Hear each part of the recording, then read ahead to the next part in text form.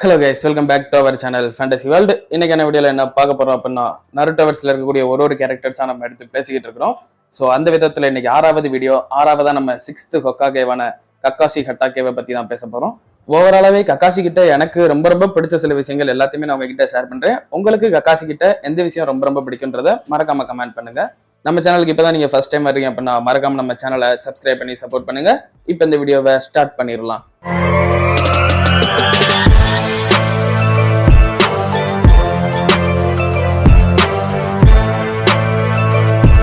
First எனக்கு Kakashi கிட்ட பிடிச்சது வந்து அந்த ஒரு ஃபைட்டிங் ஸ்டைல். அது உண்மையிலேயே எனக்கு ரொம்ப ரொம்ப பிடிக்கும்.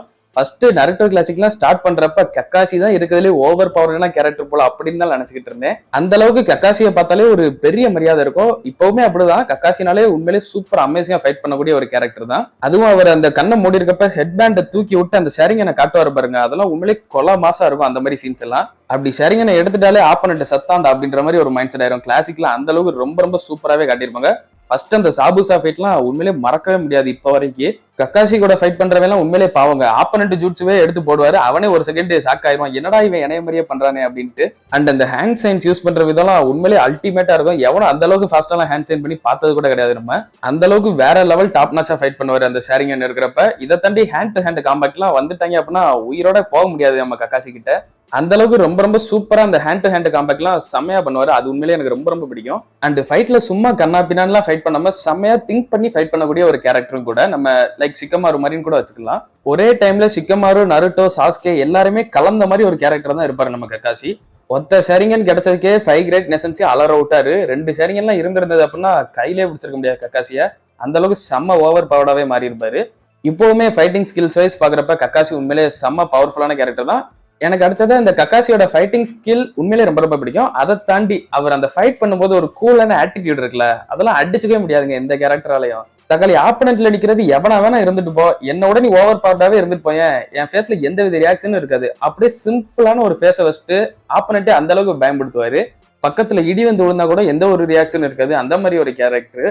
அடுத்து நம்ம ஜாபுசா கூட ஃபைட் பண்றப்ப கூட பெரிய அளவுக்கு மூஞ்சில எந்தவித பதட்டமே இருக்காது. ஜாபுசாவே நிறைய சீன்ல ரொம்ப மிரண்டு போயிருவான். ஆனா கக்காஷி எந்த இடத்துலயுமே பதட்டமே அடைய மாட்டாரு. அந்த அளவுக்கு ரொம்ப கிளீன் அண்ட் கரெக்டா இருப்பாரு. அது செம்மையான ஒரு ஆட்டிடியூடு.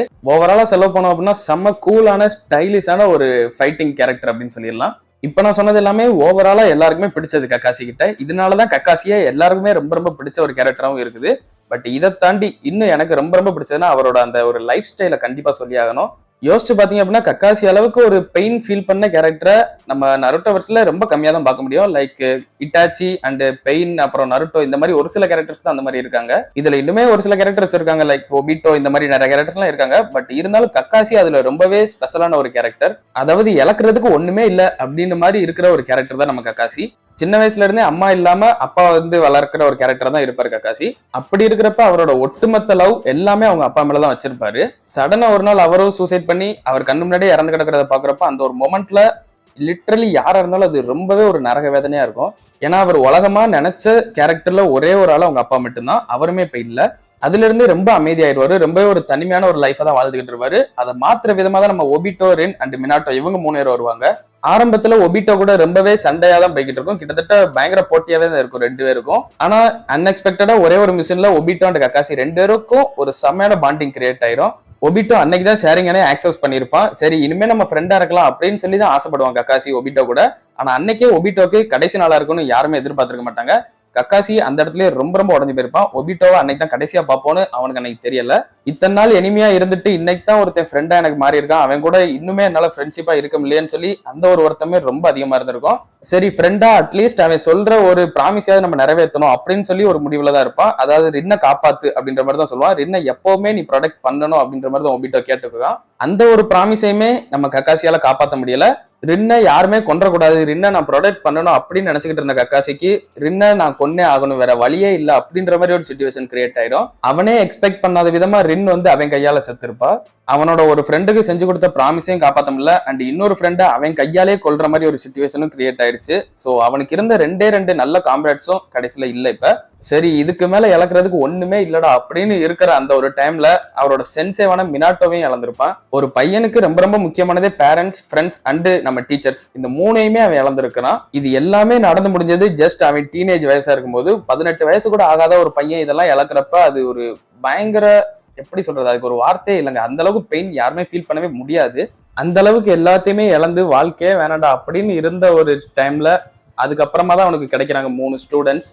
அதுக்கப்புறமா தான் அவன் வாழ்க்கையில ஒரு அர்த்தமே பிறக்குதுன்னு சொல்லலாம். அதுக்கப்புறமா எப்படியோ கொஞ்சம் சந்தோஷமா தான் வருவார் கக்காசி. அண்ட் ஃபைனலி அந்த 3 ஸ்டூடெண்ட்ஸ் அப்புறம் கக்காசி அண்ட் ஒபிட்டோ இவங்களால தான் அந்த 4th கிரேட் நிஞ்சாவரே ஸ்டாப் ஆச்சு. ஈவன் சேஜ் ஆஃப் 6 பேட்ஸ் கூட வந்து நம்ம கக்காசியை அந்த அளவுக்கு பாராட்டி இருப்பாரு. அதெல்லாம் உண்மையிலேயே செம்ம ப்ரௌடான மொமெண்டா இருந்திருக்கும் கக்காசிக்கு. அண்ட் ஃபைனலி நம்ம லீஃப் வில்லேஜுக்கு 6th ஹொக்காகேவாவும் மாறி இருப்பாரு. ஸ்டார்டிங் நருட்டோ கிளாசிக்ல இருந்து அண்ட் நருட்டோ ஷிப்புடன் வரைக்கும் பார்த்தா கக்காசியோட கேரக்டர் உண்மையிலேயே வேற லெவல்ல டெவலப் ஆயிருக்கு. இதனாலே என்னவோ தெரியல கக்காசிக்கு அந்த அளவுக்கு ஃபேன் பேஸ் இருக்குன்னு சொல்லி நினைக்கிறேன். அண்ட் ஆல்மோஸ்ட் ஹேட்டர்ஸே எங்கேயும் கிடையாதுன்னு தான் நினைக்கிறேன். அந்த அளவுக்கு ஒரு சூப்பர் அமேசிங்கான கேரக்டர் தான் நம்ம காப்பி நிஞ்சா கக்காசி ஹட்டாக்கே. அப்படி உங்களுக்கு கக்காசி கிட்ட என்னென்ன விஷயங்கள்லாம் ரொம்ப பிடிக்கும்னு சொல்லி மறக்காம கீழே கமெண்ட் பண்ணுங்க. அப்படி அந்த வீடியோ பிடிச்சிருந்தா ஒரு லைக் போட்டு நம்ம சேனலை இது வரைக்கும் சப்ஸ்கிரைப் பண்ணாதவங்களும் சப்ஸ்கிரைப் பண்ணி வச்சுக்கோங்க. நான் உங்களை இன்னொரு நல்ல வீடியோல மீட் பண்றேன். Bye guys.